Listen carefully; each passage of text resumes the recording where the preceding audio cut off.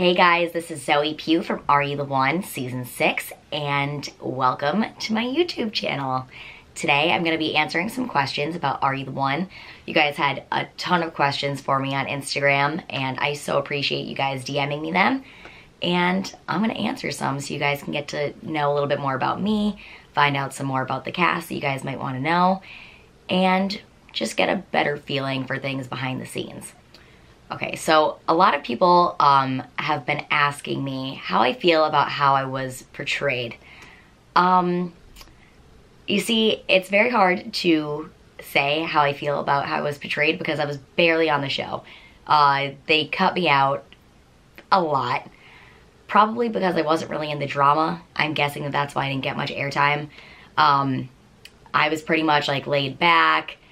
Didn't fight with anyone. I didn't have a boy that I had like a central argument with, and that's what they want. So yeah, I was there to fall in love, and I didn't. I was just in the back getting drunk, eating sandwiches, just being generally the worst. And yeah, they don't want to show that. They want to show the people that really made connections. So as far as they portrayed me, it's like, I think that they portrayed me as well as they could have for what was given. It's like the clips of me, I was saying something like funny or self-deprecating, and I think that that really encapsulates me as a human. So honestly, I think that they did a very good job.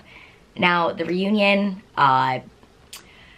it was a fair way to show what happened at the end, but they didn't really show everything, which was kind of disappointing, but I'll get back to that later. Did you not get along with anyone? No, for the most part, I really got along with everyone. I mean, it was kind of like the running joke that we were all like there to make friends.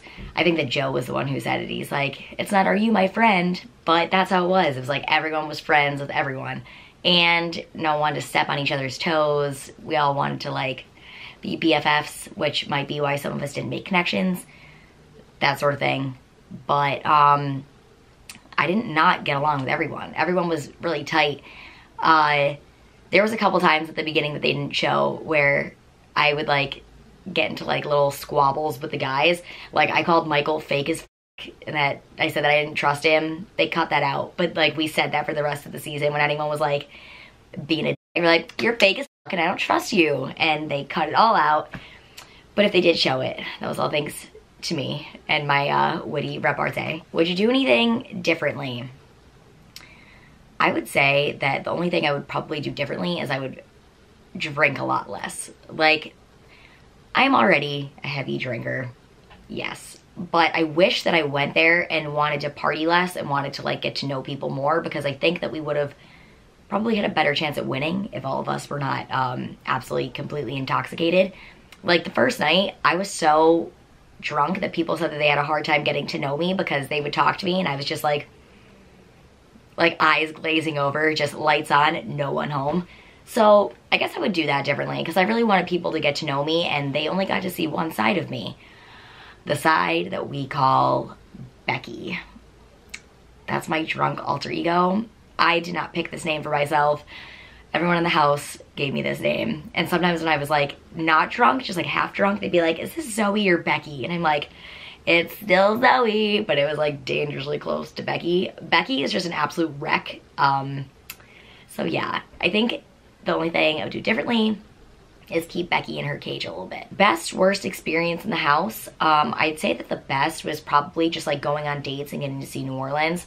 My first date that I went on, I went with Keith, and we went to a bar, I think it was called The Swamp, and I got to like ride a mechanical bull, did shots out of some girl's boobs. Like it was the funnest time. Like we got to go on Bourbon Street and just see the craziness. We saw people with like snakes around their neck, and it was insane. I'm pretty sure that I talked to a hooker,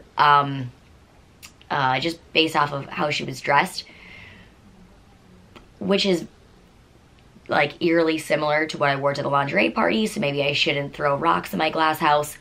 But yeah, we got to see a ton of shit, so I'd say that that was probably my best experience. Like we had such a fun time, and it was with all of our close friends, so that was amazing. The worst experience was honestly probably just like the heat. It was so hot, and like the air conditioner in our house kept breaking, so we're limited to like however many rooms in the house, and then you have 22 people plus like camera people and you're in New Orleans in the summer. Like, oh my God, it felt like hell. It's like, I don't know what I did wrong to deserve this, but it must have been really, really bad. Like, that's the closest thing that you could get to like the 7th layer of hell. You don't even, oh my God. I was like constantly sweating, and you have to worry about like looking pretty on camera. So I'm like, I'm a pretty girl, I swear. But no, I'm not. I'm a very sweaty girl. I have extremely overactive sweat glands. So that's definitely the worst, I'd say. Were you able to take your phone with you? No, we were not able to take our phones. Unfortunately, we had to leave them, and it was extremely hard the first 2 days. I was like, what do I do? I have to go on Instagram. I have to see what everyone's doing. Like, I need to see all these pictures of girls in bikinis that are hotter than me so that I could be sad about myself for 5 days. But eventually, it was like, I'm so much less stressed. It was like a big anxiety relief to not have to like constantly be checking in and seeing what everyone's doing. It's just like to check out for a little bit. It felt so nice. Honestly, I wish I could do that cleanse again, but I could not do it unless I was forced. Did anyone snore? Holy shit, Joe snored so loud. So loud. Like, everyone would be trying to fall asleep, and then Joe would just be in the background just like loud as hell. Sounded like a bear.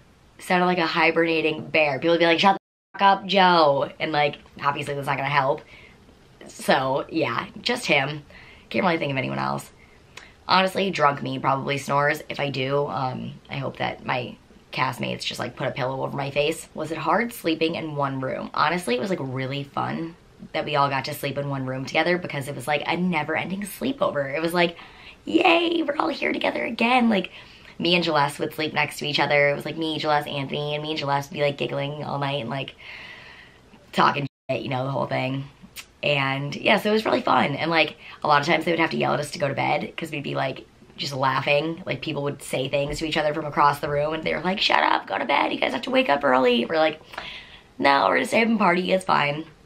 So it was actually really fun. It was kind of hard if you were like in an argument or something with someone, but that didn't really happen much with me, so that worked out nicely in my favor, I guess. Someone asked me what the hardest thing about being in the house was, and I'd say probably just not being able to talk to my family and friends. Like, seriously, I call my mom probably 8,000 times per day just to be like, what are you doing? What are you doing? Like, how do I do this? Like, what'd you do today? Just random, constant phone calls. Sometimes we literally just call each other and there's just silence on the other end. Just nothing. So that was really hard because I didn't get to do that. And I was like really worried about what my friends were doing. I was like, they're having fun without me. I was having a great time, but I still had that FOMO. I was like, they're having all these experiences and I'm just like here sweating in New Orleans, like no boys like me. So that was difficult, but you know, eventually you get over it and it's like, I don't have my phone and that's just fine and I have to deal with that. Someone asked me what my favorite challenge was, and that was easily the cooking challenge. I loved to cook. I was like the house mom, I guess you could say. I was like always cooking for everyone and just, you know, being a mother. And we got to do a cooking challenge, and me and Joe partnered up, and you got to like chop things up with one hand. We had to be like tied to each other.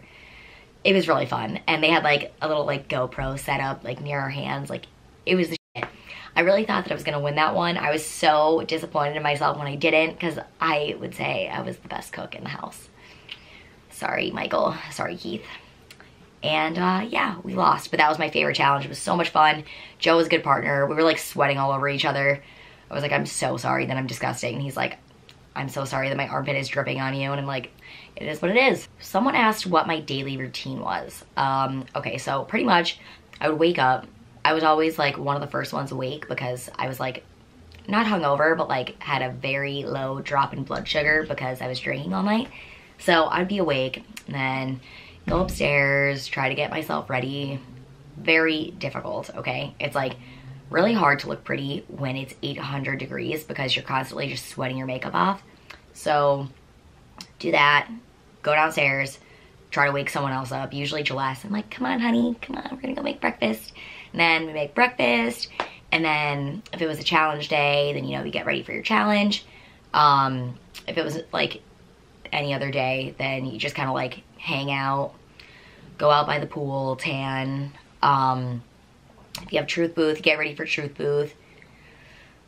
And then at night, you pretty much just drink, you know, depending on what you had to do that day. So, you know, if it was matchup, come back from matchup, talk about it a little bit, get drunk.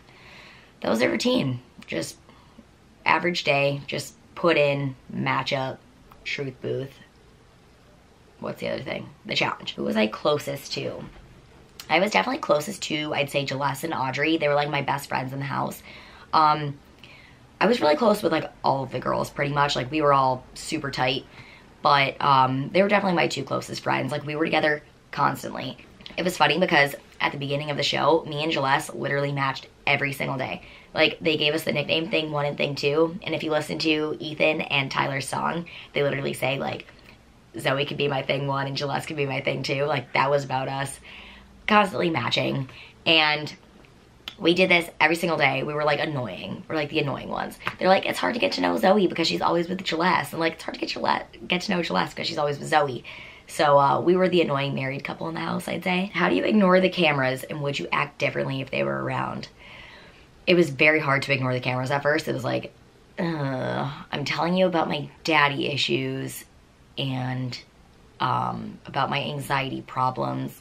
There's a camera right here. I'm like, do I say it? It's like, is this really what I want America to know about me? Why was Alexis so crazy? Okay, seriously guys, Alexis is not crazy. I know that they portray her as this like crazy girl, but she is in the way that she's like very free-spirited, you know, she's the person that kissed every single person in the house on the first day. Yeah, she's like that, but like once you get to know her, she's very like level-headed. It's like she's very understanding.